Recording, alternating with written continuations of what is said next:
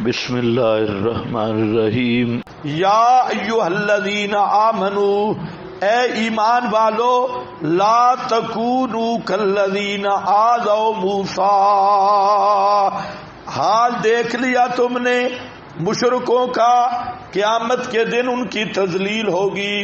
اے ایمان والو، نہ ہونا یہودیوں کی طرح، لا تکونوا کالذین، جو قابل ذکر ہی نہیں ہے، کالذین، ان کی طرح نہ ہو جانا۔ اہل ایمان کو بتایا گیا یہود کے نقش قدم پہ نہ چلنا، یہودیوں والی حرکتیں نہ کرنا۔ یہودیوں کی سب سے بڑی حرکت کیا تھی؟ پیغمبر کی مخالفت، پیغمبر کی مخالفت۔ لا تکونوا کالذین آذوا موسیٰ، مت ہونا ان کی طرح جنہوں نے تکلیفیں دی حضرت موسیٰ کو۔ تکلیف نہیں، اوذی موسیٰ، بڑے دکھ اٹھائے موسیٰ نے۔ آذوا موسیٰ فبرأہ اللہ مما قالوا، پس براتیں بیان کرتا رہا ان کی جو بھی وہ کہتے رہے۔ مما قالوا مانا سمجھے کہ نہیں؟ اللہ نے ہر موقع پہ حضرت موسیٰ کی شان بلند کی ہے اور الزامات سے ان کو بری کیا ہے۔ کیوں؟ وَكَانَ عِندَ اللَّهِ وَجِيهًا، اس لیے کہ حضرت موسیٰ اللہ کے ہاں وجیہاً، بڑے عزت اور مقام والے تھے، منہ ملاد والے تھے، وجیہاً عزت والے تھے۔ یا ایھا الذین آمنوا، اے ایمان والو اللہ سے ڈرو، وقولوا، خاص کر بات کہو، بات درستگی کی، چج دیاں گلاں کیتیاں کرو، چبلا نہ ماریاں کرو۔ قولوا قولا سدیدا، سدید کا معنی صوابا، درست بات کیا کرو۔ یصلح لکم اعمالکم، زبان کی حفاظت یہ پورے اعمال کی حفاظت ہے۔ جو آدمی، نبی کریم علیہ السلام نے فرمایا، جو آدمی مجھے دو چیزوں کی ضمانت دے دے، اضمن لہ الجنہ، میں اس کے جنت کا ضامن ہوں۔ ایک ہے یہ زبان، زبان کی حفاظت دے، یہ ضمانت دے دے، اور دوسرا ہے شرمگاہ، اس کی ضمانت دے دے تو میں محمد مصطفیٰ اس کی جنت کا ضامن ہوں۔ اس لیے یہ مصدر ذنوب، اکثر گناہوں کی مصدر زبان ہے۔ سمجھ گئے نہیں سمجھ گئے؟ مصدر الذنوب زبان ہے، اس لیے فرمایا قولوا قولا سدیدا، زبان تم سنبھال لو، بلا تحقیق باتیں کرنا چھوڑ دو اور سیدھی صاف سمجھ کے صاف بات کرو، باقی اعمال اللہ درست کر دے گا۔ وہ حدیث اسی سے ماخوذ ہے۔ زبان کو تم سنبھال لو، یصلح لکم اعمالکم، یصلح درست کر دے گا، سنوار دے گا واسطے تمہارے اللہ اعمال تمہارے۔ یہ بھی حضرت نیلوی شاہ صاحب کا معنی ہے، بہت خوبصورت معنی۔ سنوار دے گا اللہ واسطے تمہارے اعمال تمہارے، قبول بھی کرے گا، سنوارے گا، اور بخش دے گا واسطے تمہارے گناہ تمہارے۔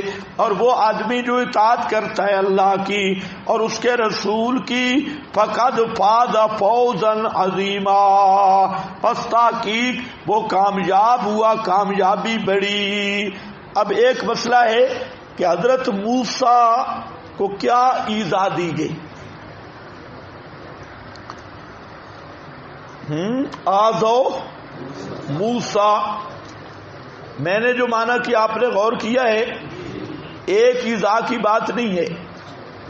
فرمایا ایمان والو یہودیوں کی طرح نہ بننا، انہوں نے حضرت موسیٰ کو بڑی ایذائی دی تھی، تکلیفیں دی تھی، اور جب بھی انہوں نے ایذا دی تو اللہ نے حضرت موسیٰ کو سرخ روح کیا اور موسیٰ کی پاک دامنی کو ظاہر کر دیا۔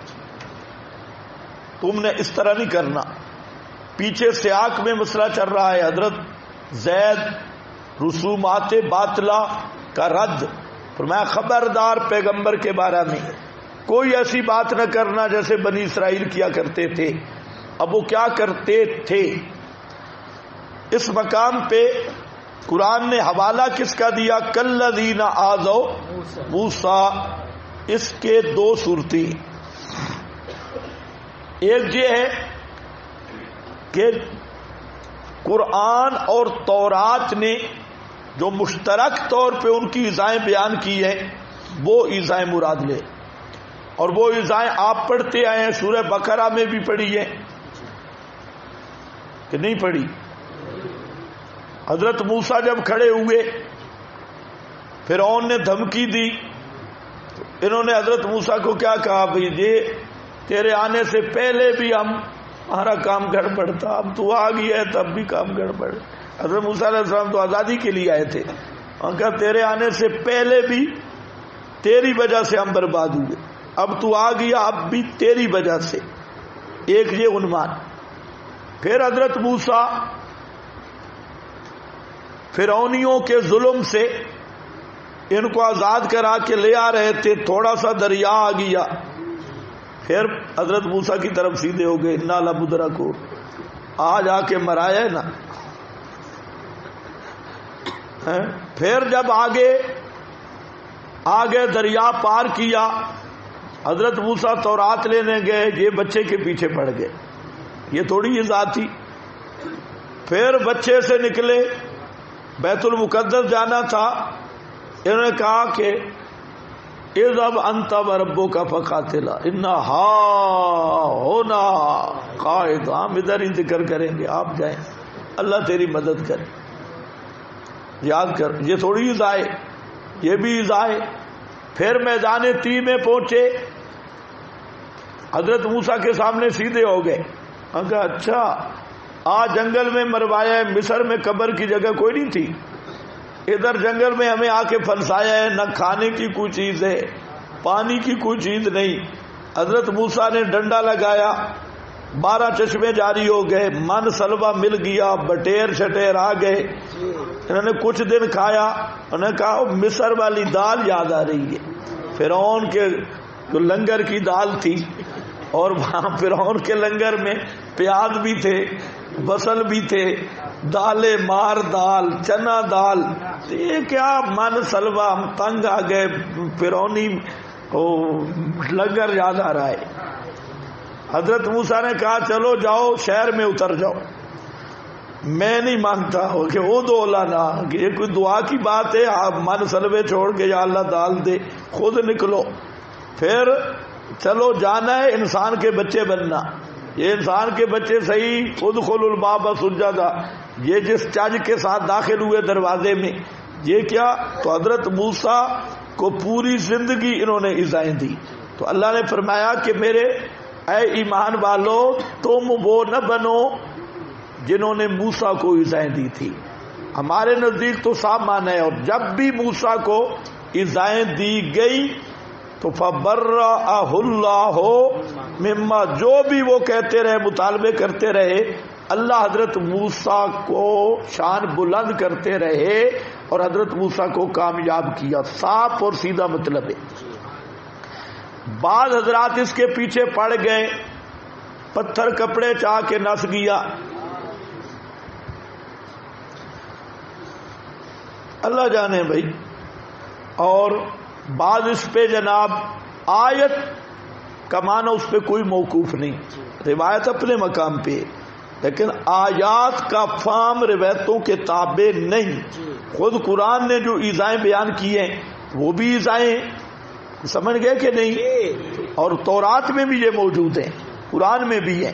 یہ حضرت اوذ والا قد اوذ یا موسیٰ، اللہ نے خود فرمایا کہ حضرت موسیٰ کو پوری زندگی بڑی ایذاؤں سے گزرنا پڑا، پوری ایذاؤں سے. ایک مقام بھی آپ پڑھتے آئے ہیں، حضرت موسیٰ کو جو معجزات ملے، جو انعامات ملے، قوم ایسی ملی تھی ہر جگہ پہ آکڑی ہوئی ہے، اور کہیں نہ کہیں انہوں نے کوئی نہ کوئی چج کیا ہوا ہے. تو اس لیے پوری ٹریننگ حضرت موسیٰ کی امتحانوں سے ہوئی. اور اسی میں وہ بھی درج ہو سکتا ہے، اس کے ساتھ خاص نہیں کہ قارون نے ایک زنانی کو پیسے دیے کہ حضرت موسیٰ جب زنا کی حرمت بیان کریں گے تو کھڑا ہو جانا اور حضرت موسیٰ پہ الزام لگا دینا۔ حضرت موسیٰ تقریر کر رہے تھے تو وہ زنانی اور قارون کھڑا ہوا۔ قارون جو تھا یہ حافظ تھا تورات کا، اور مولوی شولوی بھی اچھا تھا، اور اس کا مستقل تعارف ہے۔ تو خیر وہ قارون کھڑا ہوا اور اس نے کہا کہ تو زنا کا جو بیان کر رہا ہے اس کی سزا قتل ہے، اگر آپ کریں۔ حضرت موسیٰ نے کہا پھر بھی قتل ہے۔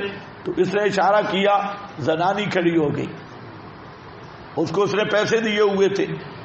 تو حضرت موسیٰ نے اس زنانی کو کہا کہ تجھے اللہ کی قسم دے کر کہتا ہوں بول سچ۔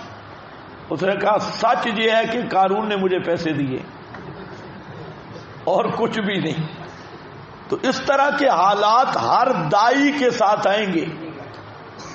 جو مسئلہ توحید بیان کرے گا اس سے بھی بڑھ کے حالات آئیں گے، اس سے بھی بڑے بڑے حالات ہوں گے۔ تو فرمایا دائی کو فرمایا پریشان نہ ہونا، نبی پاک علیہ السلام پہ تھوڑے بہتان لگے، حضرت عائشہ تک کو معاف نہیں کیا۔ ابھی جو آپ پڑھ دے اپنوں نے کیا لگایا جو حضرت زینب پہ عاشق ہو گئے، فلاں ہو گئے، یہ تو تمہاری روایتی ہیں۔ منافق تو پیچھے رہ گئے، یہودی پیچھے رہ گئے، اور اتنے بڑے بڑے بہتان۔ تو یہ ہوگا منافقین کی طرف سے بھی، مشرکین کی طرف سے بھی۔ اور جہاں اسی کو فرمایا گیا کہ اہل ایمان کو لا تکونوا کالذین آذوا موسیٰ، اس میں وہ سارے بدعتی بے ایمان بھی داخل ہیں، اس میں موضوع روایتیں بیان کرنے والے سور بھی داخل ہیں، سارے وہ اس میں آ گئے۔ کالذین آذوا موسیٰ ہو گیا بھائی۔ انا عرضنا الامانۃ علی السماوات والارض، بے شک ہم نے پیش کیا امانت کو آسمانوں پر اور زمین پر، والجبال اور پہاڑوں پر، فابینا ان یحملنها، اس کے دو معنی ہیں، ایک معنی میں کر رہا ہوں فابینا، بس انکار کیا انہوں نے خیانت کرنے سے۔ ان یحملنها کا معنی خیانت کرنے سے، وَأَشْفَقْنَا مِنْهَا، ڈر گئے خیانت کرنے سے، وَحَمَلَهَا الْإِنسَانُ، اور خیانت کی انسان نے، إِنَّهُ كَانَ ظَلُومًا جَهُولًا، اس لیے کہ وہ خائن، ظالم اور جاہل تھا، ظالم اور جاہل تھا۔ یہ میں جو معنی کر رہا ہوں چند آدمیوں نے یہ معنی کیا ہے، چند آدمیوں نے۔ مولانا حسین علی صاحب رحمہ اللہ اسی معنی کو لیتی ہیں، اور شیخ القرآن پنڈی والے اسی معنی کو لیتے ہیں۔ اس لیے اس کو یہ زجر ہے منافقین اور مشرکین پر۔ اور بات سمجھو، اللہ فرماتے ہیں امانت سے مراد کیا ہے؟ آسمان، زمین، پہاڑوں کے مناسب احکام، ان کے مناسب احوال احکام۔ آسمان کو فرمایا بغیر ستونوں کے کھڑا ہو جا، آسمان کھڑا ہو گیا۔ زمین کو امانت تھی کہ تو اپنے اندر خزانوں کو رکھ، نباتات اگا، باغات اگا، یہ زمین کے مناسب احکام تھے۔ پہاڑوں کو جو حکم دیا کہ تم گڑ جاؤ زمین میں، اور ان میں جو چیزیں رکھی مناسب احکام، تو اللہ نے آسمان کے مناسب احکام آسمان کو دیے، زمین کے مناسب احکام زمین کو دیے، پہاڑوں کے مناسب احکام پہاڑوں کو دیے۔ تو آسمانوں، زمین اور پہاڑوں نے خیانت کرنے سے انکار کر دیا، اور انسان کو جو نظام ملا تھا وہ اللہ کی توحید تھی۔ امانت کیا تھی؟ اللہ کی توحید کی امانت تھی۔ تو الانسان سے مراد ہے مشرک اور منافق انسان۔ مشرک اور منافق کو اللہ تعالیٰ نے توحید جیسی نعمت دی تھی، لیکن انہوں نے خیانت کر دی اور قبروں کی پوجا نہیں چھوڑی، اس لیے کہ یہ ظالم بھی تھا اور جاہل بھی تھا. کچھ بات میری سمجھ آ گئی؟ اب حملہ پہ اشکال ہے. حملہ کا معنی تو اٹھانا ہے، اس کا معنی خیانت کہاں سے آیا؟ تو مدارک نے جہاں حملہ خانہ حمل بمعنی خیانت کیا ہے، ایک جمہور مفسرین نے جو معنی کیا وہ بھی ذرا سمجھو، توجہ ہے آپ کی. اللہ فرماتی ہے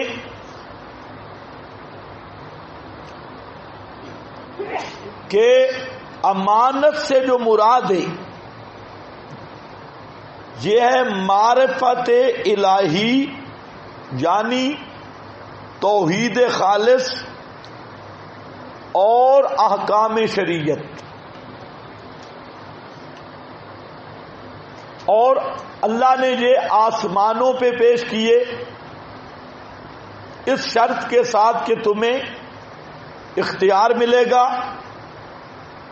اور یہ امانت ہے دین قیم کی، تمہیں مکلف کرتا ہوں.